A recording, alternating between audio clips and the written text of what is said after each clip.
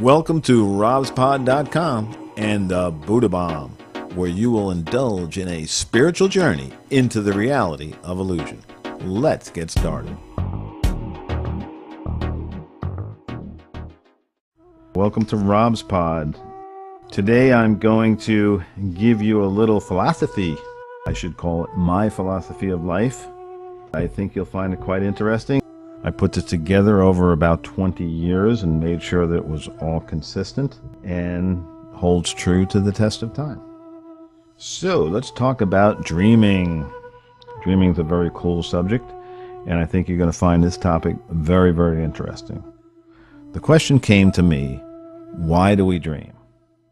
Now, not what do our dreams mean to us, fragmented and so forth, each individual dream, but the big picture. Why do we dream? What is it about humans that allows us to have a dream? And what would be the purpose of a dream in this world? And after careful contemplation, I came up with one thing that makes a whole lot of sense. And let me give you an example of what I came up with and how it's going to fit into my philosophy of life. You see, when we dream, we are literally creating with our minds. When we go to sleep at night and have a dream, we are literally creating an entire universe, if you will. We create the people, we create the objects, the cars, the trucks, the boats, the planes, the oceans. We create the sky, we create the clouds, the sun. We even create the emotions, the feelings. We create fear and we create love. We create all this stuff in our minds and we project it on the screen of our mind. And then we have this amazing experience of what potentially or what appears to be life. But we're sleeping. Now, the interesting part about a dream is two things in a dream do not exist, and that's time and space. And you all know this because when you're in your dream, if you remember your dream, you will know that you can literally travel from one place, let's say New York to California, or to China, or to some far-off country, in literally a split second. You can dream a week in 5 minutes, or you can dream 5 minutes in an hour. Time really doesn't exist in a dream, and neither does space, as we just explored. So it's very interesting how the dreams are put together in our minds. The other thing I'd like to mention is a lot of times when I'm dreaming and I wake up and say, wow, that was a dream, a really cool dream, I also noticed that not only was I in the dream, but I was also observing the dream. In that effect, we actually become the observer and the observed.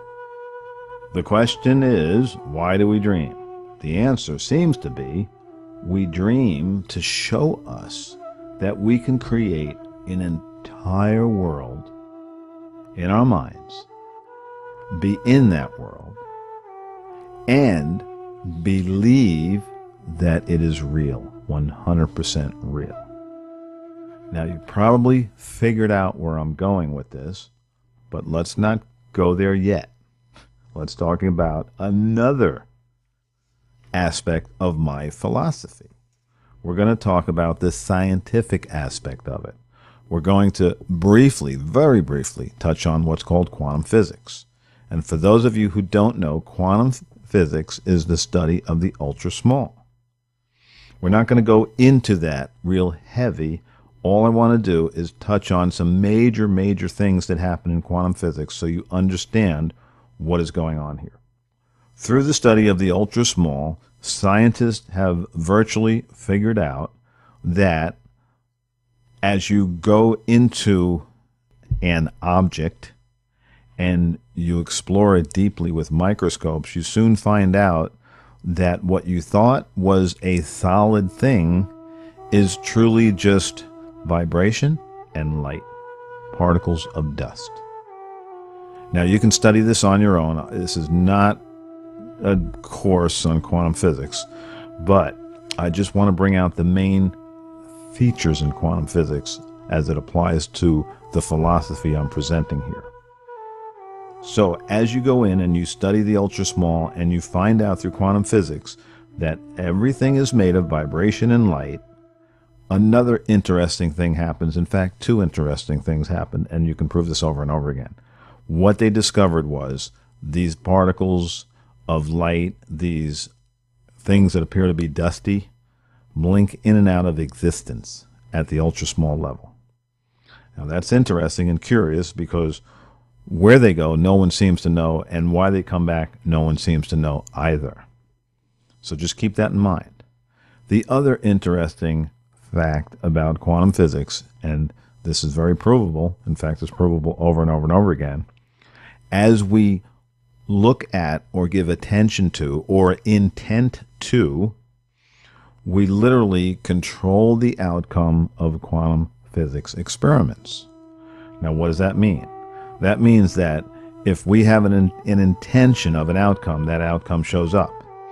If we don't have any intention, if we look away, if we pay no attention to it, it just becomes a wave of possibilities. Just to touch very lightly on the history of quantum physics, when they discovered this very reproducible experiment, they wanted to call the particles they were seeing wavicles, because when they were looking at these particles, they would show up the way they thought. And when they weren't paying any attention to them, they would show up as wave forms or waves of possibilities. Now, just keep those thoughts in mind. That's all we need to know about quantum physics. What I'm trying to point out here is quite obvious, is that our minds are continually creating the outcomes that we see in this alleged real waking state of a world, this world of what we think is solids, but really is not. So now let's go back to the dream analogy, and I'll put it all together. When you're in your sleeping dream, and you're having this dream, and you're creating this entire world and believing it's real, because you feel powerless in the dream, you can have what's called a nightmare. And what happens there is you create the fear, or the object of fear, or the thing that makes you fearful, and then it becomes more and more real to you, to the point where the dream becomes a nightmare, and you feel like you're a victim in the dream, to the point where it can literally wake you up. Now, isn't that curious? Let's move all of this into what we think is called the waking state. I have to ask the question, what if in this waking state, the same thing that's going on in the sleeping state is happening here at a slower pace? In other words, we're creating in our minds everything we see outside of ourselves. We're literally creating a dream in our minds that appears to be real, and we're going through life thinking this is the real deal, when really it's just a dream. Now, why is this even remotely important, or why would you even be concerned with something that sounds so out there? Well, it might not be that far out there. Here's something that I found very interesting in my sleeping dreams. I wanted to learn more about the dreams, so what I did was, and our dream state, the reason we dream, that I learned how to lucid dream. And at the end of this talk, I will teach everyone how to do that. It's an amazing experience, by the way. The lucid dreaming is so incredibly powerful because it does something to your dream. In fact, it does two things that are amazing. See, lucid dreaming, what is lucid dreaming? Lucid dreaming is when you realize in your dream that you're dreaming. In other words, you're in a sleeping dream, and as you practice lucid dreaming, You become aware that you're in a sleeping dream. So what are the two things that happen in this awareness? The first most important one is you lose all your fears. Because, obviously, you know now that it's just a dream. This is incredible. So now you're in this dream and some monster can come up to you and you know that you created the monster and you can make him dissolve as quick as you created him, because you see that fear is no longer a fear because you know it's not real. Very important. So here we are in this dream and we become lucid in the dream, which means we know we're dreaming, and now we become fearless in the dream. So what's the other thing that's so important about this when you learn how to lucid dream? You realize when you're in a lucid dream that nothing is real and that you can create everything that shows up in that dream. So I can create whatever I want, whatever experience I would like. So let's say that I wanted to fly around the room. That's no problem. I've done it. It's incredible. You can fly around the world if you want. Let's say that in my lucid dream, I wanted to swim under the water and be able to breathe under the water without any fear of sharks, of anything that we fear in this world. Not a problem. I just go ahead and do it because I know it's a dream. I know it's an illusion. I know it's not real. So here I go through my dreams now, lucid dreaming, and I have this amazing ability, this incredible power to create anything I want in this dream and have it show up any way that I want in the dream and without any fear attached to it. Pretty cool, right? Let's move into the waking state. What if in this waking state we transfer everything from the dream state using the proof, if you will, from quantum physics that this truly is an illusion, a place where our mind creates everything, our thoughts create what shows up, just like our dream. But now we become lucid in this waking state. What does that mean for us? Well, the same rules apply. We become fearless. And now without that fear, what can we do? What can hurt us? Nothing. And what's really cool about it is that we can now change the structure of the dream that shows up in our lives. And I will actually have a whole podcast on how to do that because it's really cool. And you can definitely do it. It's been done thousands of times. And I'm going to take some of the best people that teach how to create using your mind, and we're going to go into a very heavy discussion on this, and I think you'll find that very, very enlightening. But anyway, going back to the state of mind in the waking state of having this dream and being able to control everything in your waking state without any fear is quite an amazing thing when you think about it. Wouldn't it be nice to be able to do that, to create your entire world and have it show up just like you would like it to? And that's what I'm referring to here. Do you realize that most of us go through this life, this alleged waking state, as a victim? We see things around us, happening around us, and we see things happening to us. And we feel we have no control over any of it. We're literally in this illusion, and the illusion is showing up just the way we think it will as a victim. When I show you, or when I teach you later, how to control the outcomes, and I don't even like to use the word control, how to create the outcomes that you would like to see, now this becomes an entirely different illusion. It becomes an illusion where you're participating in a way that's positive, in a way that feels good, in a way that there's nothing that can happen that you don't allow to happen.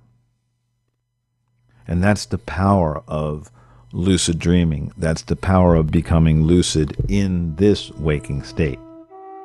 So one might say, okay, we're in this dream, you call it, in this waking state that's a dream. How does one wake up from this dream? That's very simple. If you drop your body, in other words, what some would call die, then you would wake up from this dream, and you might even say, wow, it was only a dream. Isn't that interesting? So I just want you all to contemplate this. Contemplate the possibility here. The possibility that the reason we dream was to teach us that we can create an entire universe in our mind and believe it's real.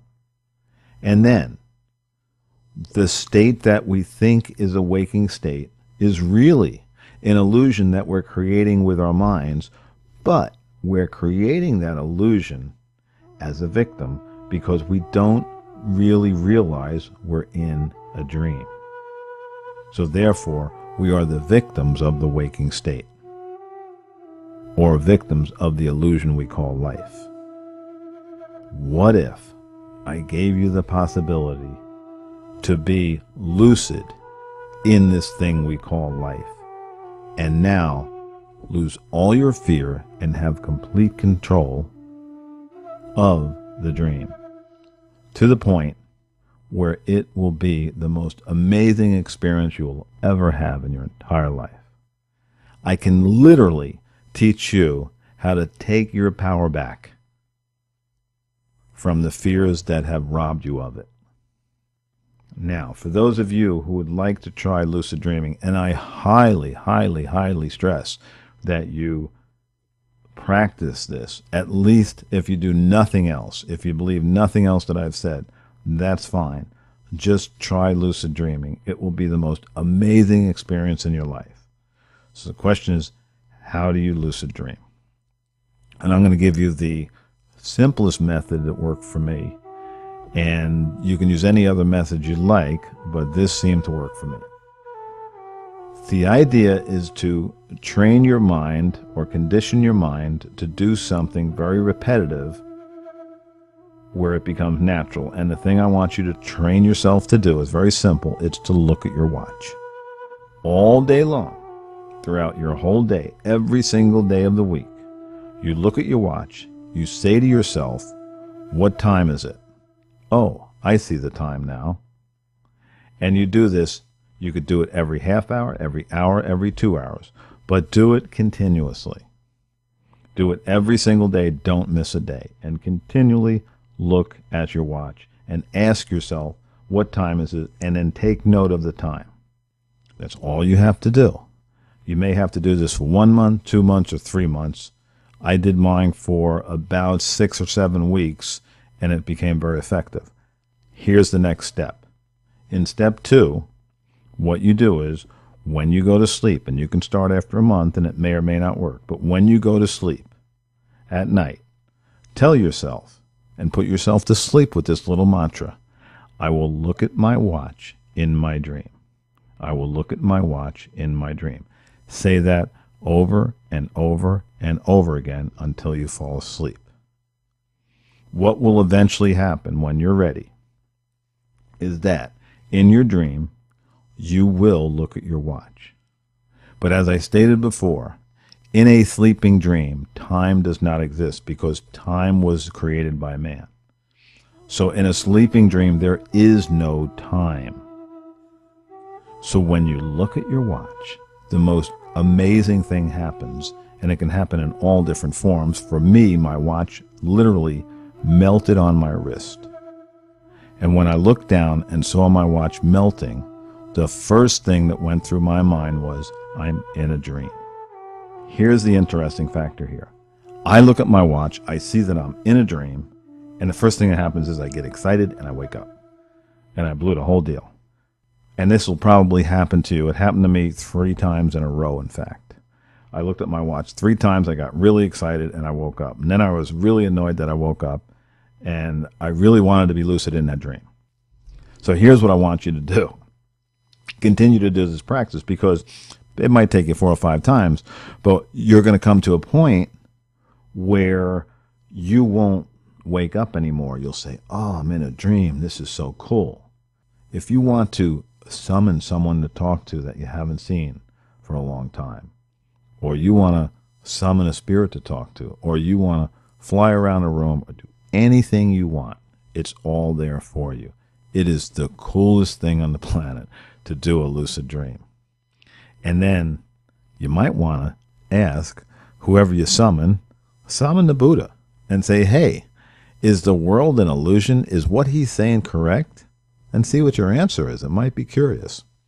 Try this. Get yourself in that lucid state of mind in your dream and just have an absolute blast. But I have to warn you, and for me, the lucid dreaming became almost addictive because it was so much fun that I couldn't wait to get to sleep. I couldn't wait to get to a dream. And it becomes something almost like doing drugs, so just be careful with it, because it is amazingly interesting and fun, but I don't know that it's completely healthy to do or not. I have no clue. All I know is I had to move away from lucid dreaming for a while because I felt so compelled to always go to sleep and always try to experience the dream, because I had so much control in the dream and so much power in the dream to create. And I, like I said, I don't like using the word control. I had the power to create, and I knew that. And I could create literally anything that I wanted. If I wanted to start a fire by snapping my fingers, I'd snap my fingers, and there was a fire. Do I want to feel the heat from the fire? There it is. Perfect. Do I want to feel the cool breeze? There it is. Anything you want to experience is there. Literally anything and everything you want to experience will show up in your lucid dream just by you asking for it. And I want to tell you again, in this waking state, we have the same power. We can do the same thing once we understand what this life really is.